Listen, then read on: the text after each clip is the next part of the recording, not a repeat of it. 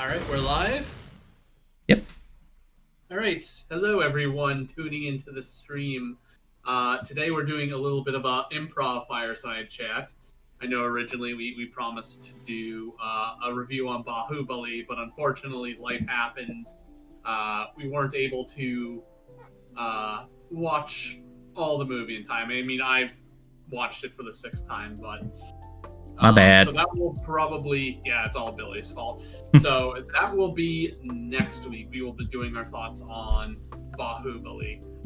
So today we decided to take advantage because we wanted to do a D&D fireside chat. I think that was one of the first things we wanted to do. So we are going to talk about kind of writing your own campaign, building your own campaign, whether it's, from a module, you're doing it from scratch, maybe you saw a couple adventures you want to link together into a story, and we're going to talk about that, because I think we're kind of in three different stages, because I obviously have been writing, my Odyssey, my Iliad of D&D with Mishal.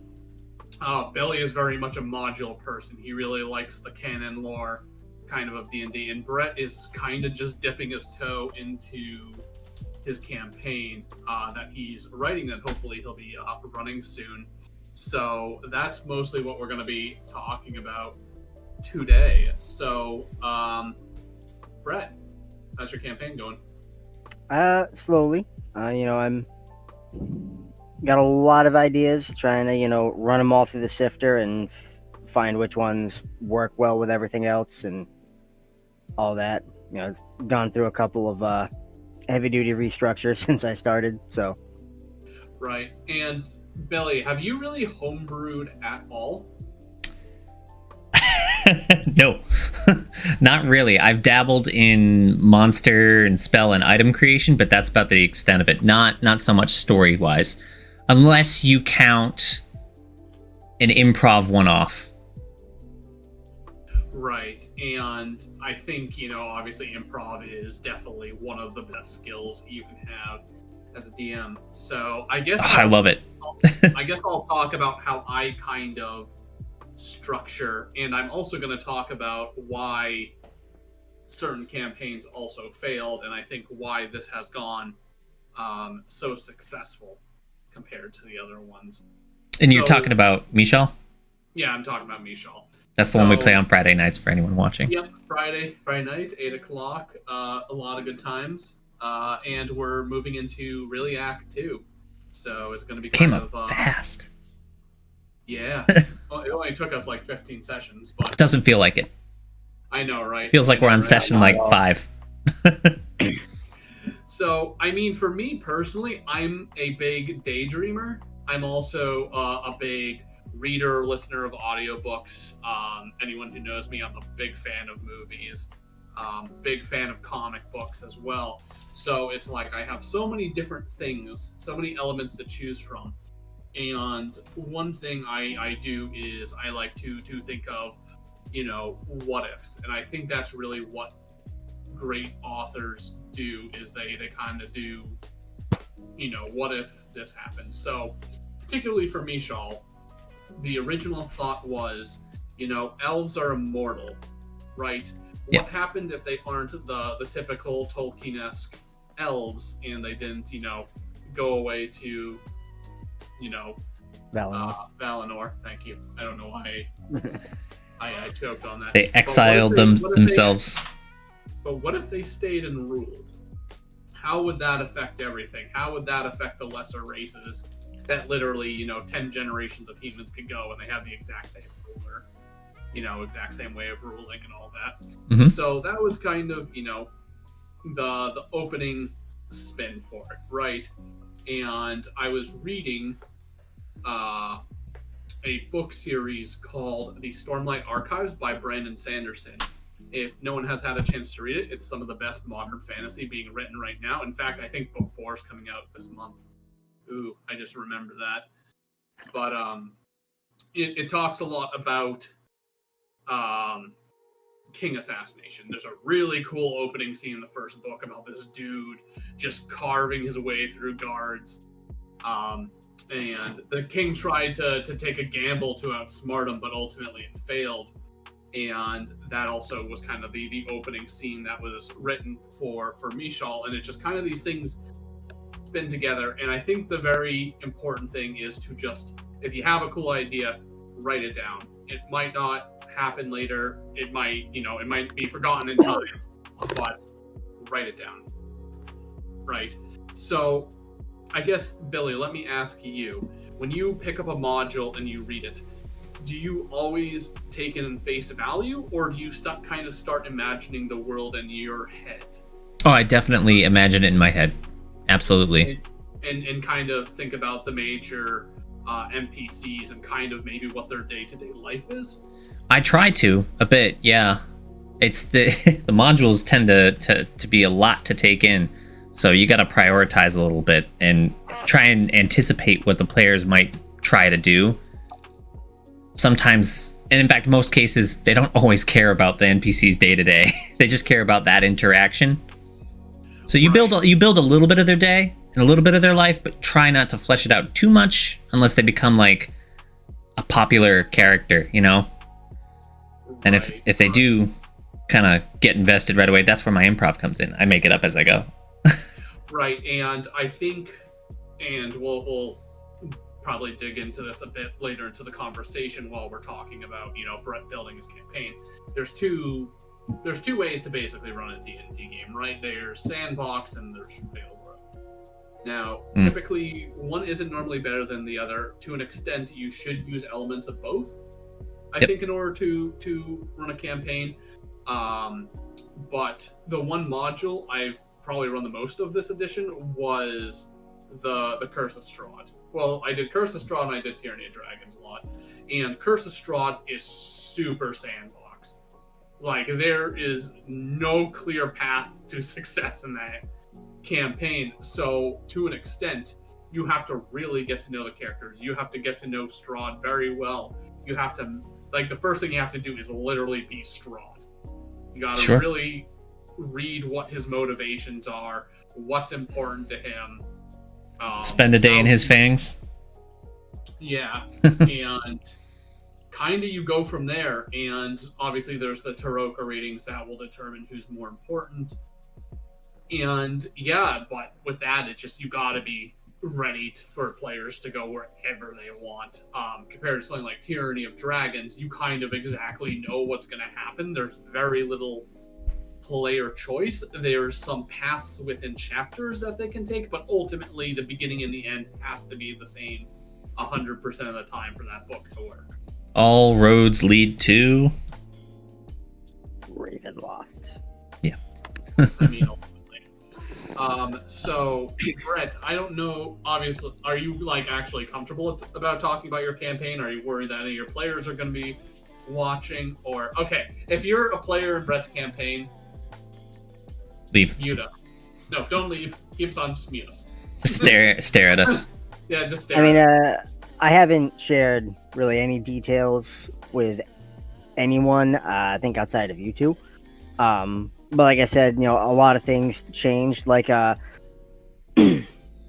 idea for the campaign came from a dream I had. I've always been both blessed and cursed with very detailed, very in-depth dreams. And I was really trying to, like, stick to that when I was first starting out my plan. And that really got derailed quick, which is, why I've kind of, like, taken all the ideas, thrown them in a basket, shook the basket up, and just started picking out the ones that I really liked and kind of trying to manufacture other stuff to go with it.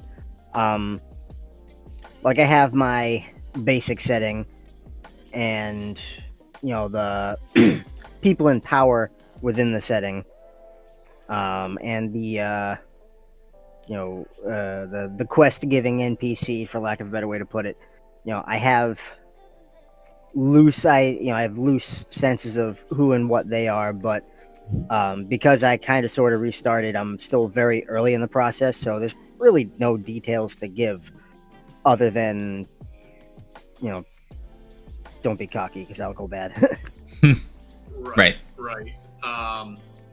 So have you established if you're kind of going more railroady because it's a little easier for you? I also know you're a writer, so you kind of like want to stick on one path kind of thing, or are you trying to sandbox it more? I'm trying to do a little bit of both, but currently, like, what my plan is I want to get, the the railroad ties down, but then leave other paths to get to the same places and whatnot. So I'm like, for the moment, I'm thinking it's gonna lean a little more towards railroady, but I still want there to be some sandbox so that the players aren't just like stuck in the Jurassic Park car and here's the T-Rex gonna eat us. Get past that. Okay, now we're gonna run away from the raptors. I really want to avoid that. Right, and it can be hard sometimes, and typically I think railroading's better for newer DMs just because you kind of can focus on the encounters and stuff like that. And a lot of it just comes from experience and knowing who your players are, because even DMing nowadays is really interesting just because, and it's funny because I think I was telling you 2 Michal sessions ago, the one with the trolls being in the owlbear den. Do you know how long I wrote that entire session? Who are you asking? It was 2 paragraphs. Oh, yeah. And you guys managed to drag it for like 3.5 hours. That's what happens. That's what happens. And doesn't matter how little or how much planning you do, it's never what you plan it to be.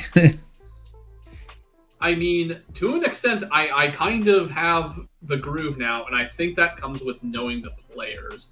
Right? That's fair. Is because you guys are so RP heavy. Like, literally, I could be like, okay, you guys are on the road. Why don't you guys have a discussion? I feel like I could get up, walk away for like half an hour, make dinner. You guys would be having like interesting in-character conversations and like making opposed checks against each other. I could come back and then be like, all right, so now it's nighttime.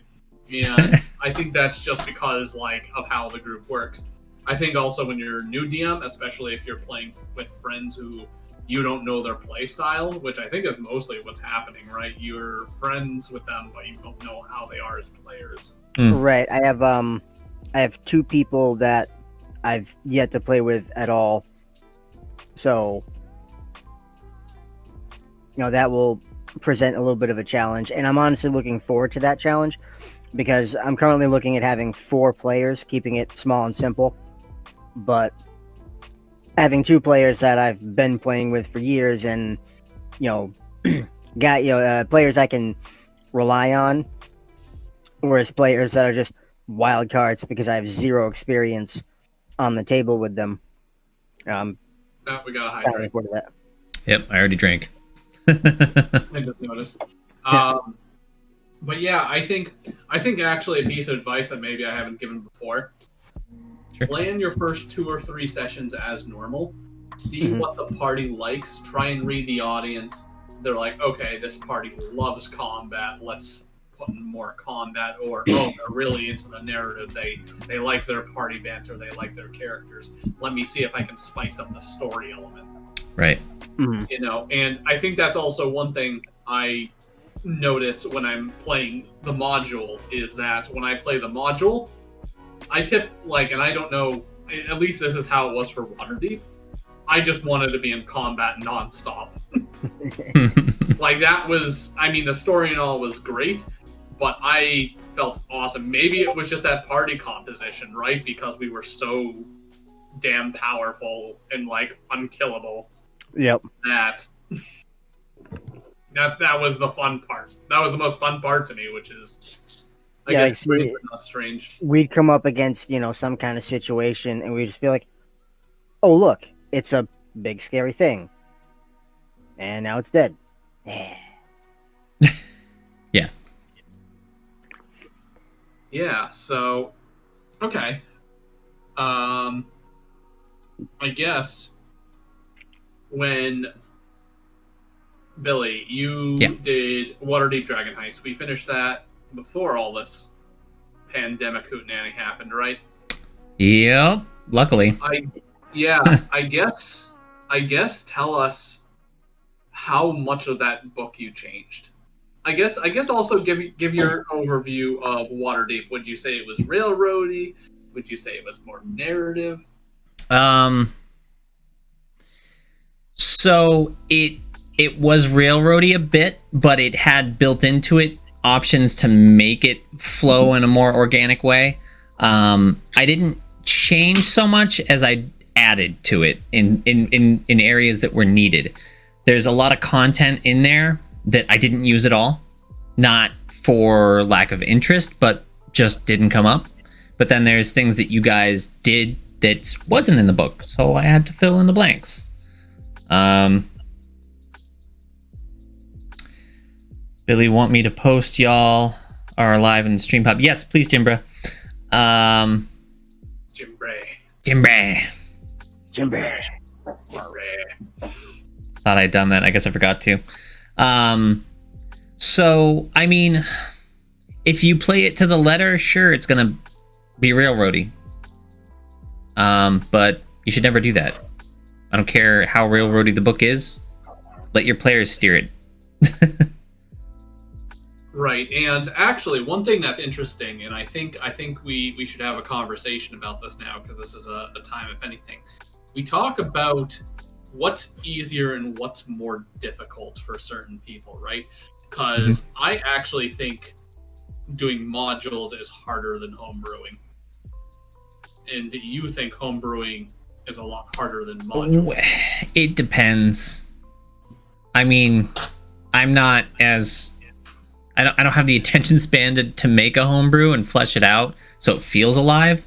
It's good. I take the modules as like the skeletal work to make that alive. I don't know how to explain it better. If that makes any sense. It does. Like, it was interesting. I was talking to my friend Melissa, who's a newer mini painter.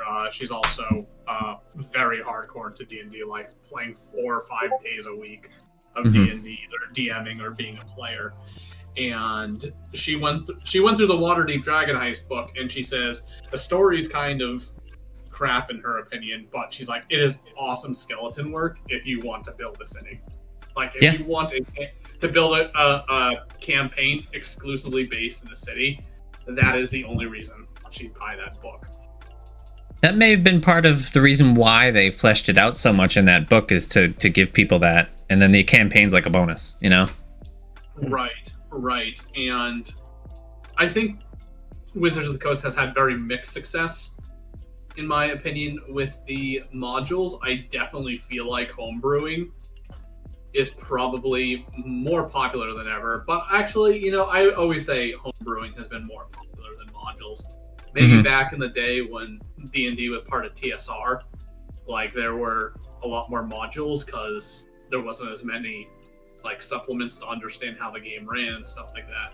Yeah. But I'd say it's better, but I really feel like they're trying to turn it around with Rime of the Frost Maiden. I don't know if you've had a chance to get through that book yet. I haven't. Things have been crazy. Come on, man. There's 3 kobolds in a trench coat. Is there really? Yes. Yep. Like, I don't know. I think it was you, Brett. You were just like 3 kobolds in a trench coat. Well, now I have to. I think when you handed me the book, and I flipped it open, I think whatever page that, you know, one of the pages that pops up on was the page I opened it to, and I was like, oh, 3 kobolds in a trench coat. Incredible. But yeah, and I got it in here somewhere. It's a nice addition. I definitely am really looking forward. What is it? Tasha's Cauldron of Everything. Yeah. Yep.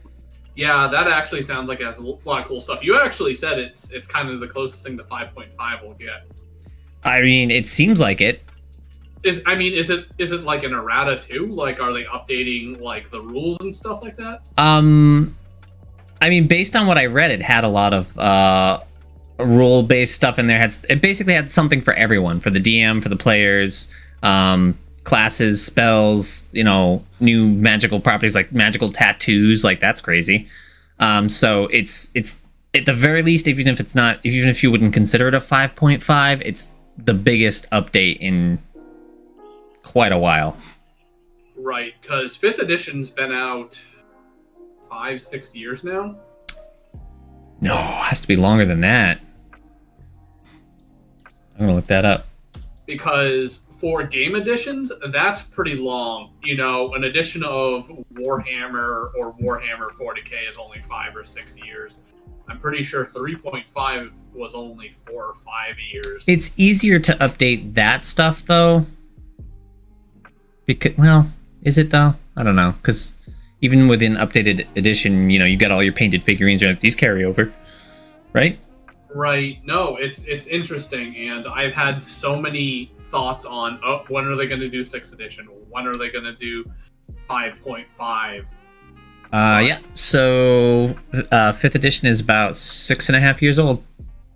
Wow, that seems really long for an edition, but I feel like they're on such a roll with this edition that it's, and it has such popularity right now. If they change the rules again, like I don't know, I'd be worried that they'd lose some traction, especially if they screwed it up. I feel like people would moan and complain, and then Critical Role's like, we're doing 6th edition. Everyone's like, 6th edition is the best edition ever made. Maybe. Hey, who knows?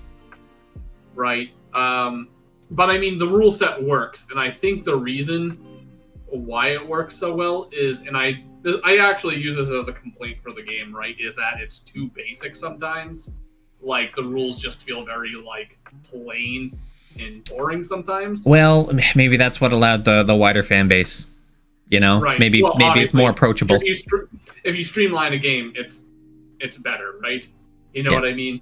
Like, I talk about Warhammer Fantasy, being my favorite game, but then I play something like Kings of War, and it's just infinitely more streamlined. I'm like, oh, this is just a better game. Yeah. You know what I mean? Like, mechanically, it's better, but it allows them to add on to it. Anyways, we're getting a little sidetracked, right? That's what a fireside is, though. Just sidetrack upon sidetrack upon sidetrack. But we're talking about, starting and building upon a campaign. Mm-hmm. So now let me ask, I guess, you two. Do you guys plan your players before the campaign, or do you say, I have an idea, let me find some people? I think I kind of did I have an idea, let me find some people. I know I had a couple of people in mind when I started writing this campaign, but then like those 2 one-offs I did, I kind of just, farted out an idea like, oh, this simple little gig, and, threw it at you guys because we were missing a person one day. Yeah, I remember that. I don't think I've had enough range to really think about this. I feel like it probably depends on the situation. I feel like you could come up with an idea and be like, anybody can play this. Or you could, have something and be like, this would be really good for these people. Right.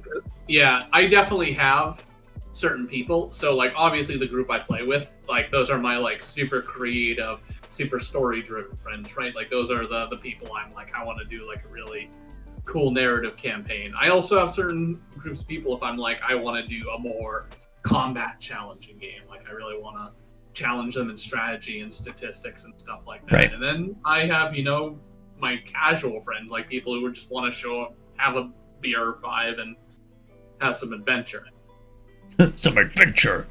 And it's like so many more people are just open to this game than usual, right? Like, before the pandemic, I was actually supposed to be running my works D&D game. Oh, yeah, that must have changed everything, huh? Yeah. And we were going to do it on Fridays, too, or maybe it was Tuesdays. I forget originally, but... One of those days. It's like, these coworkers, it was like third week or whatever I was there, and they decided I was cool enough to come to the bar with them and have a few drinks. And just like people I never expected who would be into D&D or be like, yeah, let's try it, like, we're into it. And I had a couple Moscow mules in me, so at this point, my guard volunteering was yourself. my shield was down. Well, it's funny because when I was on a trip to do the Special Olympics, there was another staff with me. He was driving, and I forget how the conversation came up, but Dungeons & Dragons came up, and he was running Curse of Strahd the same time as me. Yeah. So we just talked about Curse of Strahd for like 3-4 hours. It's kind of funny. About all the different stuff, and it kind of carried over to everyone else. They like hyped me up hardcore, or he was my hype man. And, shout out to Ben if he's watching this, but yeah. So I mean, for brand new players, and I'm talking about people who are like, I've never DM'd, maybe I've played, I've never DM'd. Billy, what would you say if someone was interested in DMing? What would be some first advice you'd give them? Just don't try to homebrew your first one. That's my opinion. I think that's diving in too deep. Definitely pick a one-off module, something easy to learn and read, and you sit down, read it in half an hour, and play with people you've played before. Just people, like a group that you trust, so you can be relaxed about it. And yeah, I mean, I don't know, because on one side I would say that, but on the other side, the starter set, I don't know how the new one is. There's a new starter set out with a new adventure. It's longer, but it is also shit. Is it also shit? Because I've started running some of it, and there's an early part on that's just super confusing. They don't give you anything to work with. Yeah, and Lost Mines of Phandelver is just like, you have to drag your feet before anything fun happens. Yep. Yeah, it's like, I don't know, man. They need some new writers there. Like, I don't know, maybe it's popular with people that do Adventurers League, which I think like the modules are for. It's for people that go to their game stores. Mm-hmm. I've only done Adventurers League once, if you recall that one time. Oh yeah, that was actually pretty fun, because I was a dwarf barbarian. What were you? I don't even remember. I think I was like a halfling monk or something like that. Yep, you were a monk, because I remember like we had no one to disarm traps, so I would just trigger the traps, take the damage, but I had so much health. Right. I think I just grabbed one of the pre-gens that happened to be a monk. Yeah, you would. I would. Come on, I haven't played monk in a long time. I hate monks. Have you noticed that there hasn't been a single monk NPC in Nishal? Because that's my perfect world. And that's the best part about being a DM. Wow, you're classist. I mean, when you think... never mind. I'm going to go into a rant about monks, and that's not... That's not what we're here for. That's not what we're here for. I should drink every time I sidetrack. I'm going to hydrate ourselves. Hydrate, gentlemen. Hydrate. But personally, I kind of agree with that, because it depends on your experience. Because if you're a player and you know a DM and they can kind of help you craft an adventure, like Brett's not going for a module. Sure. Brett's homebrewing the entire time. But that's fine. With that said, DM's Guild will offer you stuff way better than anything I think that the starting adventures for D&D that Wizard produced. I can't remember the trilogy, but I've run all the... That's why I said, grab a one-off session somewhere. I should have been more specific with that, but yeah, don't do the D&D starter stuff that Wizards put out, because neither of them are very good. The second one has some nice concepts in it, and maybe if you're an experienced DM, it'd be nice to play around with that for new players, and you can mold it a little bit. But if you're a new DM, it's right. And as much as I dump on Tyranny of Dragons, it is the perfect beginner DM adventure, because there's not a lot of complexity to it. Like, this happens, this is what happens if player choose A, this is what happens if player choose B, but no matter what, if they survive, they have to go to part 2. You know what I mean? Mm-hmm. It's as simple as can be. And honestly, I would recommend Tyranny of Dragons 500 times before I recommend any of the starter sets. But there is a really good trilogy, and I think it's only $1. I wish I remember what it's called. I think I've actually run it with you guys. There's 3 adventures, and they're all significantly different, and they show you the type of game they can run. So, actually, I remember I played we did it as a one-off when we played with Rose, Maggot, and Fred. Do you remember that dungeon where you got killed? And then you had to roll a new character. We let you roll a new character in the middle of the dungeon. We left Because I decided to. I thought I was indestructible. I'm like this dragonborn fighter with a shield and thing. I go into this room with like 3 dudes in it, you know, fighting, and they shut the friggin' door, and I died. So the party was like, "Oh God, this is dangerous," and they shut the door on you. And then I died.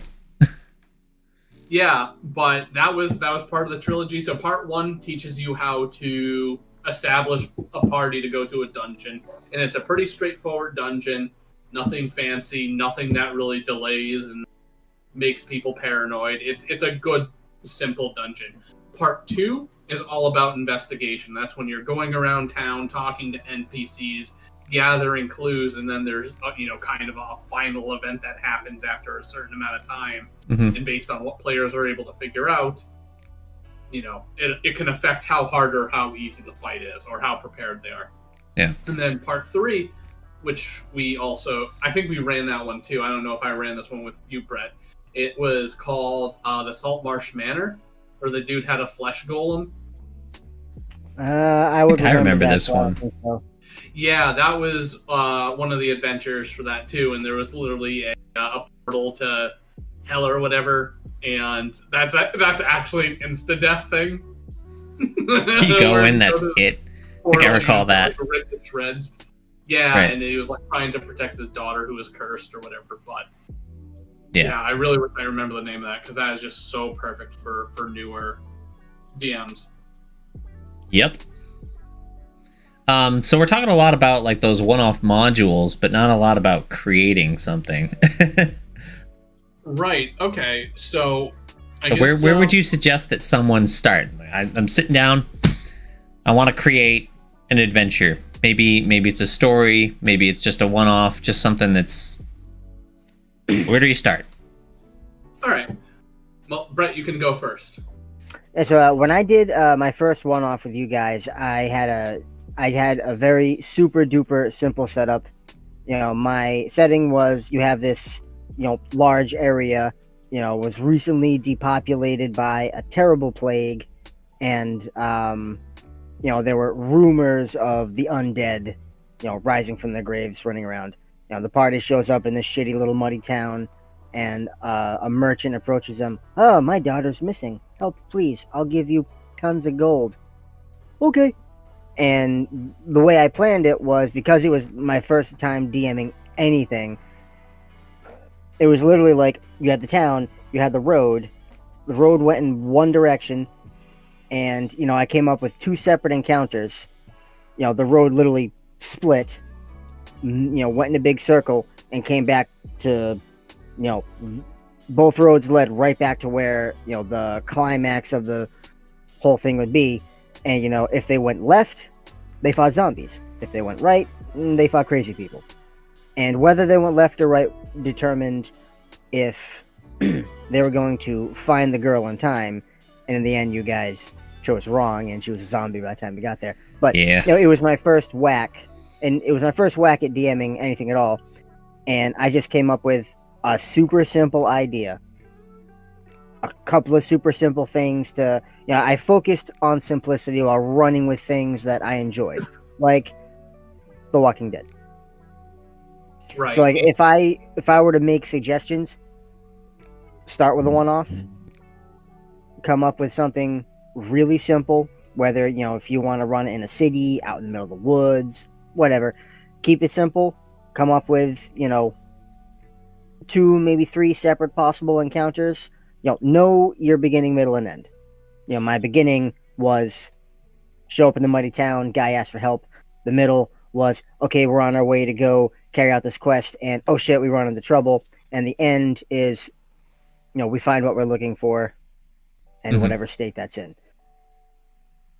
Right, and I think something that's just really important to any new DM, whether you're writing a lengthy campaign or you're running a one-off, it is super important to have your beginning, your middle, and your end planned. And I will say, I think one thing that a lot of D&D players want is, they see Critical Role, or they see that story on Facebook about the guy who's been running his campaign for 35 years. People are like, oh my god, like, I want that to be us, you know what I mean? Or, if you're like me, and like I said, I'm a big fan of, epic fantasy and stuff like that. So, I'm a big fan of Tolkien, Sanderson, Jordan, Martin, Django Wexler. I could go on with all these, things. So I love world building. And sometimes when this is a problem I used to have, I like to think I've gotten over it by this point, is I start building this world, start getting all the intricacies, and, I need to make sure that there's a reason for everything that has ever existed ever. But what that does is you get so stuck in the intricacies, your players will eventually pass the point of the intricacies, and you're like, oh god, I have nothing. Oh geez, I'm burnt out because I have to do the same process moving forward. And then you just get burnt out. You get burnt out, and you're like, you get stressed. You literally get stressed. And that's why it's so important to have your beginning, middle, and end for one-offs. So, for Mishal, right? You guys just finished the beginning. You are now entering the middle part of the story. And once you're out of the middle part, we're going to be at the end game, right? And before I even started writing sessions, I needed to write an outline of a story, of a timeline of what happens, whether or not you guys, what choices you make, it's always going to come to this no matter what.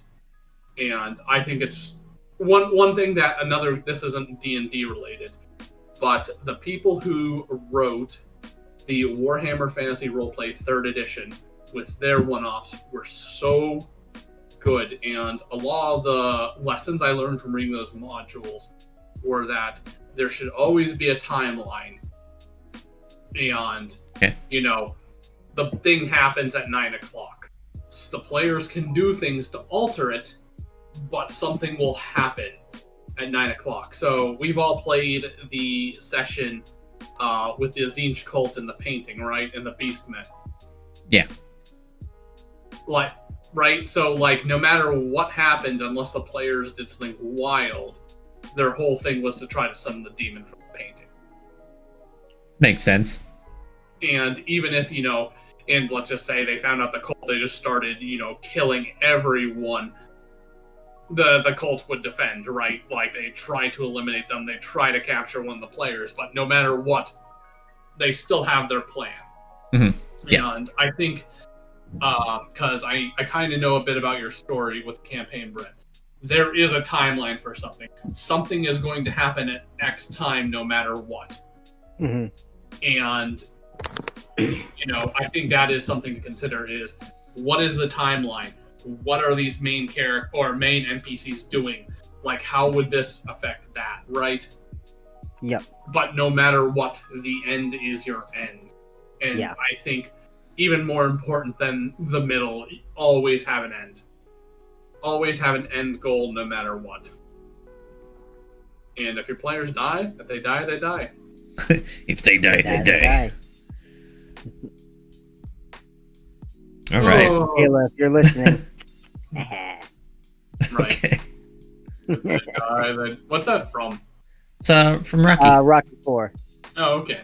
If he dies, he dies. Ivan Drago. Okay. The Russian. the experimental soldier. Anyway, So that's kind of my thought process and my tips. So if you're gonna start shooting for linked adventures, always make sure there's a beginning, a middle, and end. And also, there also doesn't need to be an epic story. You can literally just string one-offs until they're level 20 or they die. Yeah, stringing one-offs is pretty easy. We've done that before. You remember we had a gathering at my house for. Stick. Yeah, well, we I had call it the rock stick party. The rock stick party. Yeah, we had the gathering at my house that was like bi-weekly, I think, weekly or bi-weekly. Yeah, we did like 6 or 7 sessions. Yeah, we did a number, and each time it was just a random one-off from Adventurers Guild there, or yeah, whatever it was. Switched off, right? Like, yeah, you DM some and I DM some. Yeah, and it was it was good time.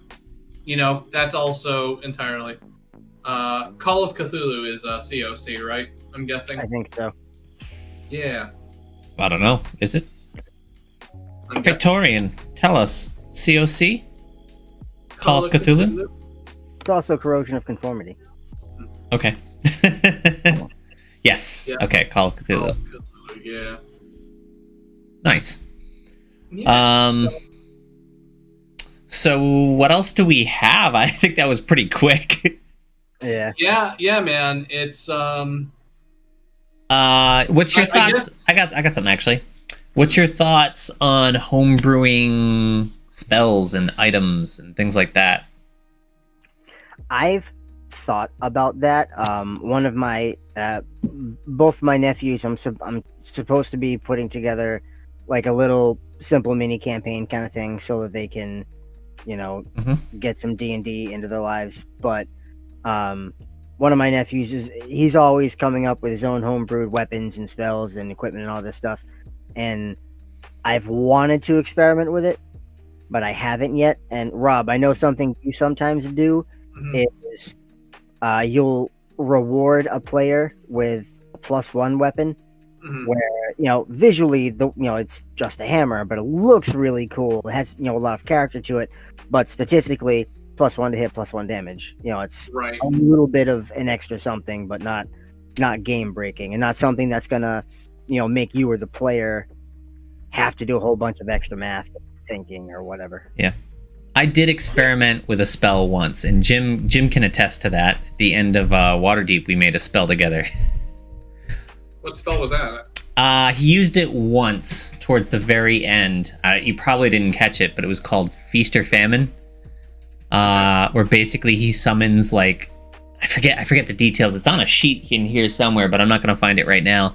But basically, it summons like this cloud, and you roll like a D100, and depending on the range of what it was, it would either send like a school of just like little fish pelleting on people, all the way up to the potential for a like 10 by 15 whale just landing down and crushing an enemy. That reminds me, in Final Fantasy IX, there was a character named Quina, and her ultimate spell was called Frog Drop, because literally she like just ate like frogs. She was like this weird, or I don't think they actually determined its gender.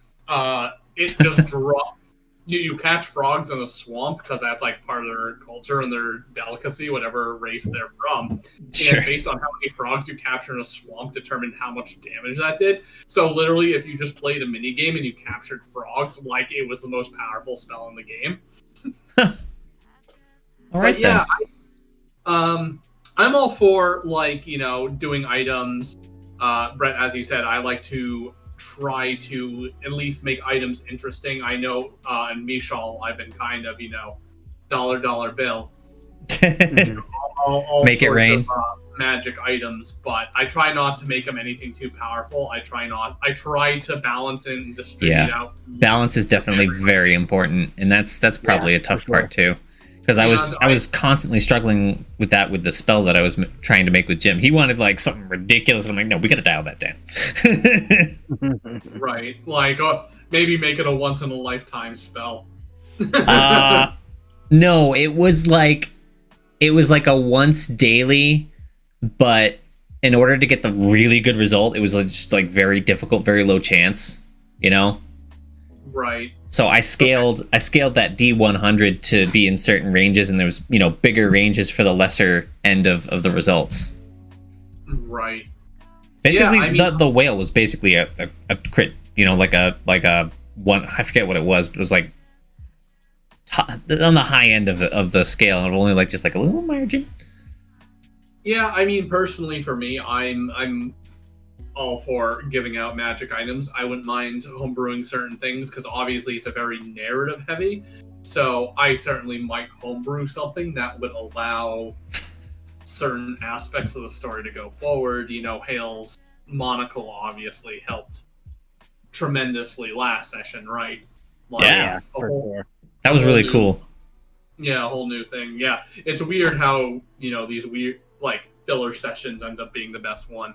But I feel, but we keep saying like every session's the best session, right? Mm-hmm. I know. I still think our Halloween special is going to be hard to top. I know. Like, dude, and that's also another pressure of DMing is like when people have so much fun and you just feel like everybody rode the high, you're just like, oh fuck, I have to do something. Yeah, I've Like, got a. That's at least 3 points lower for people to be happy, right? Yeah. But yeah, no, I think the most important thing in that regard is communication with the party, understanding the party. Because you also hear horror stories about, you know, a DM brings their girlfriend to play because they want, you know, them to be a part of it and stuff like that. And then they just give them all the items and all the spells and let them do all this homebrew stuff, and everyone else is kind of up. But, you know, I guess my opinion is, you know your party, you know the story. As a new DM, I don't play favorites. Yeah, no, definitely don't play favorites. If you're gonna do that, definitely spread the love. Yeah. Yep. For sure. I guess also another thing to talk about, and we talked about, you know, everyone wants to make, you know, their 240 plus session or 35 year game, right? But I think it's important to also be very realistic about it. You know, people have different schedules. I think right now the main reason why Michal's working is because nobody can do anything. It's the pandemic, right? Like, let's be honest. Yep. But we actually tried to do this campaign 2 years ago, but 2 of our players ended up going to school and things kind of fell apart, and we drifted apart a little bit. So yeah. I think it's really important to also, before you even start writing, like, talk to your players. Hey, how many sessions do you want this to be? Yeah, how often can you play? What's your schedule look like? You know, what's your investment, basically? Right. Yeah, that's something I've been thinking about when and don't force them. Don't say you got to be here every week at 8, or it's not happening. You know, if you can make it work, you know, every other week on a day that's, you know, kind of oddball at an oddball time, but it works for everybody, then just, you know, go with it. Yeah. Right. Yeah, you know. And don't be afraid to skip weeks. Mm-hmm. Yep. I mean, again, just communication's so important, right? Like, especially around the holidays, it's like, okay, everyone, week off for Thanksgiving, 2 weeks off for Christmas and New Year's, right? Like. Yep. Speaking of which, are we going to be able to play Baldur's Gate this Sunday? I don't know. I mean, dude, it's been like 4 weeks since we've played. I know. We've had one session. I am just so busy, like, all the time now with the Twitch. That campaign is doomed. I've tried to run it twice now and have not gotten past, like, 2 sessions. Yeah. Right. Well, it's like, I'm writing the homebrew for that. I'm writing a homebrew for a Pokemon group that I've recently demoted down to every other week. I'm running the Conquest show every other Wednesday. Like, Tuesdays and Thursdays are kind of my day off. Monday I'm doing this. Saturday I'm trying to stream a little bit of something. Mm-hmm. And then, so it's like Tuesdays, Thursdays, and Sundays are like my days off. And it's like, I'm an introvert. I need to sit in silence sometimes. Oh, I need to do that all the time. I know, right? Yeah. I don't know. Color me inspired. Maybe I'll start writing my own homebrew now. Yeah, I know. Like once we're done here, that's Oh. exactly what I'm hopping on. Billy, let's okay. Color me interested. Yeah, Yeah, I don't know. idea? Well, no, I'm thinking. I'm trying to visualize in my head first a setting, Mhm. just a tone maybe, and then building around that. But Yeah, I mean, I'm literally like, just thinking of it like right now. It's going, the wheels are turning. The hamster is in its wheel. It might fall asleep, but we'll Might see. fall asleep, might fall off. yeah, Another and, hamster might come in and derail it. yeah, and I mean, It'll stop, and then Rob Hamster will come in and start running in the wheel. I'll be like, ah! yeah. You know what I'm I mean, talking it's about. Stephanie Hamster I'm worried about, but But I mean, like I said, I've already listed like all my inspirations. Like, I'm not afraid to be like, oh, this is what I'm basing this off. This is what I'm basing this off. Paragons are a combination between, you know, Witchers, Grey Wardens, Night's Watch, what have you. Right? Sure, yeah.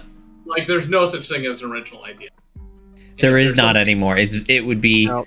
very difficult, and I don't know. It would have to be so outlandish that people are like, "This is weird. I like the other stuff," Right. Yeah, I mean, yeah, but there are some people that once in a while they'll throw a fresh idea out that you've never heard of before, and I think it's going to be really interesting when you guys go from finishing this story into the next story, because it's going to be so different, the setting, because there's just going to be technology and guns and cars and trains and stuff. Wait, cars? I like trains. Yeah, there's going to be cars. Are we still Not talking very about the same fast, but- campaign? No, we're talking about the same setting, but in a different place, because you guys are going overseas. Is this phase 2 we're talking about? Yeah, this is season 2. Ooh. Gotcha. Is this Oh, gonna yeah, be? yeah, Is this yeah, gonna yeah. be a Cygnus thing? This Cygnus. It could be a Cygnus thing. I mean, you can carry over Cygnus to season 2 if you want. He would fit right in if you want. I'm actually looking forward to season 2 fairly well, because I think you said you kind of wanted our characters to sort of be on the not roguish side.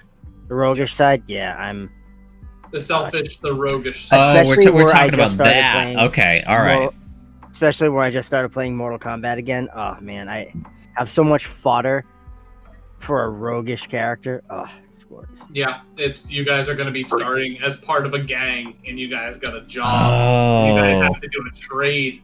yeah. Yeah. Okay. All right. I'm gonna throw something fun at this then.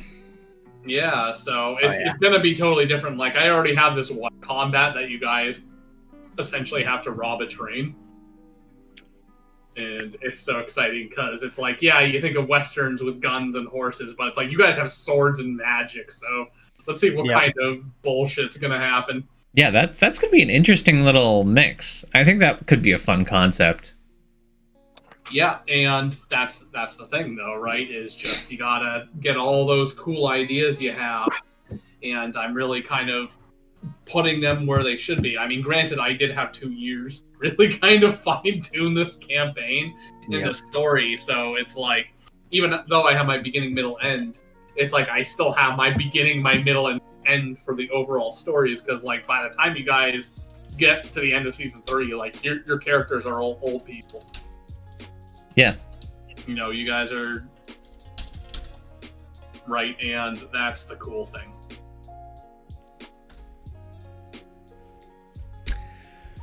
Well then. Yeah, I think that's a lot to think about. A good place it's a good time to end it and all, and I don't know, because now you guys seem really excited about season 2. I think we should give as much foreshadowing as possible, because I know we're kind of still improving on our Mishal thing. I feel like by the time season 2 runs around, we're gonna be so good. So it's like even giving like someone like Kai an extra heads up for like who your character is, so she can do art. Right. Yeah. And all that, like, No, it's gonna be fun. It's gonna be fun. I already have the beginning, middle, and end of that. I just don't have the sections written yet.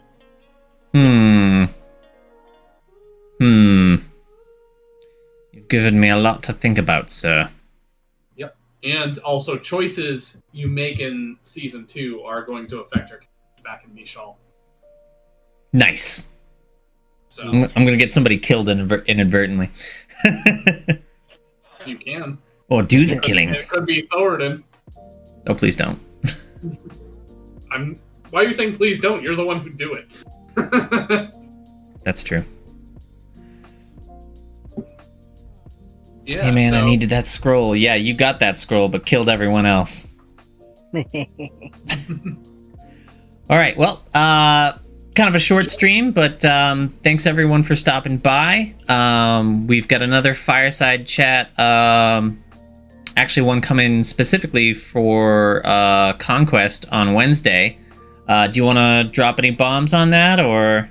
Yeah, so I'm going to be joined by Johnny last time, and we're going to have Chris Nye, who I'm very excited to have on because he's kind of the #1 content creator for the game. He runs the website The Underspire.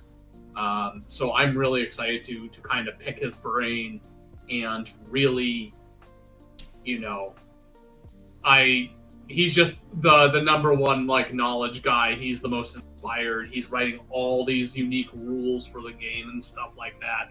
It's exciting. He's just really dedicated. And the one thing I love about Conquest is that there are so many damn enthusiasts for the game, and I haven't really felt anyone like this hyped for a tabletop war game in a while, like a community. So it's going to be super exciting. Sure. All right, so that'll be on Wednesday, what, 7:30, 8 o'clock, somewhere in that range? I think we're going to do a 7 time. 7, okay. All right, so 7 o'clock on Wednesday. Be there, or don't be, but be there. Be there, put us on mute, do what you're going to do. I'm going to toss out a raid to a D&D streamer, Mighty Zebs, because the Dungeon Master has the Dungeon Master as his icon, the costume you wore. So I'm going to send you guys over there. So thanks for coming. Have a great night. And, well, yeah, we'll see you soon, I hope. Right. I'm waving till it lets me raid.